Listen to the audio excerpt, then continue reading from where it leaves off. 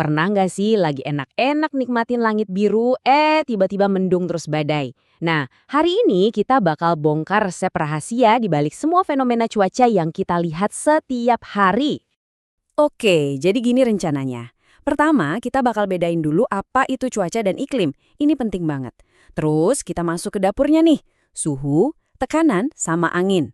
Dan terakhir, kita lihat gimana semua bahan ini nyampur jadi satu sistem yang keren banget dan saling terhubung. Oke, kita mulai dari yang paling dasar tapi sering banget bikin salah kaprah.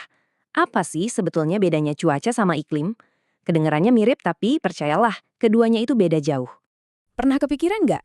Perakiraan cuaca buat besok aja kadang meleset. Katanya cerah, malah hujan. Tapi kok anehnya, ilmuwan bisa lumayan yakin bilang kalau beberapa tahun ke depan musim bakal lebih basah. Gimana ceritanya tuh? Coba deh sekarang lihat keluar jendela. Apa yang kamu lihat? Cerah, mendung, berangin? Nah, itulah cuaca. Cuaca itu ibaratnya snapshot, foto kondisi atmosfer saat ini di tempat kamu berada sekarang juga. Nah, kalau cuaca tadi itu snapshot, iklim ini ibaratnya album foto atau bahkan film panjang. Iklim itu soal pola, rata-rata cuaca di satu daerah dalam waktu yang lama, biasanya puluhan tahun. Makanya kita bisa bilang iklim di gurun itu panas dan kering, atau di kutub itu super dingin. Jadi intinya apa? Waktu dan skala. Gampangnya gini deh, cuaca itu mood kamu hari ini. Bisa seneng, bisa tiba-tiba mendung.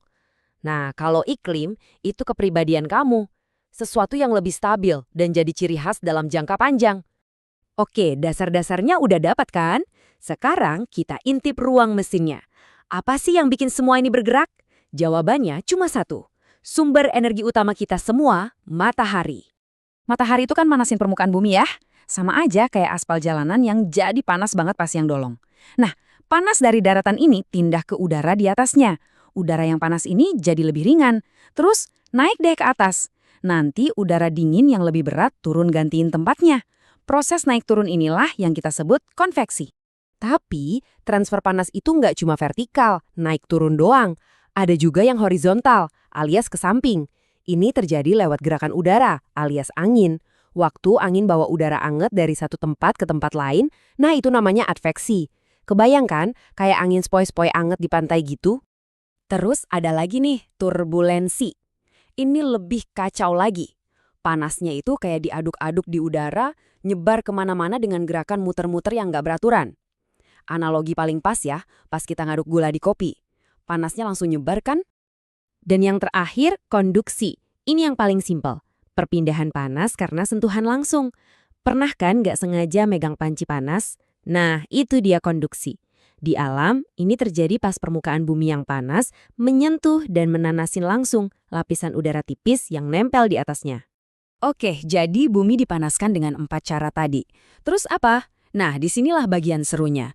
Semua pemanasan ini menciptakan sesuatu yang nggak bisa kita lihat, tapi bisa kita rasain, yaitu perbedaan tekanan udara yang pada akhirnya jadi penggerak utama udara. Aturannya simpel banget tapi fundamental. Alam itu selalu pengen seimbang, jadi udara itu selalu bergerak dari area bertekanan tinggi ke area bertekanan rendah. Udah, itu aja. Dan pergerakan udara buat nyari keseimbangan inilah yang kita kenal sebagai angin. Dan jangan salah, prinsip sederhana ini dampaknya global loh. Perbedaan tekanan di seluruh planet ini menciptakan sistem angin raksasa, kayak angin Passat atau angin barat, yang jadi jalur tol buat pelayaran zaman dulu. Kelihatan kan di peta ini gimana polanya udara muter-muter ngelilingin bumi, mindahin panas dari khatulistiwa ke kutub. Contoh yang paling kita kenal di sini, ya jelas angin muson. Ini adalah sistem angin musiman yang keren banget. Di Indonesia misalnya, arah angin ini bisa berbalik 180 derajat dan inilah yang jadi penentu musim hujan dan musim kemarau kita. Prinsip yang sama juga bekerja dalam skala yang lebih kecil, skala lokal.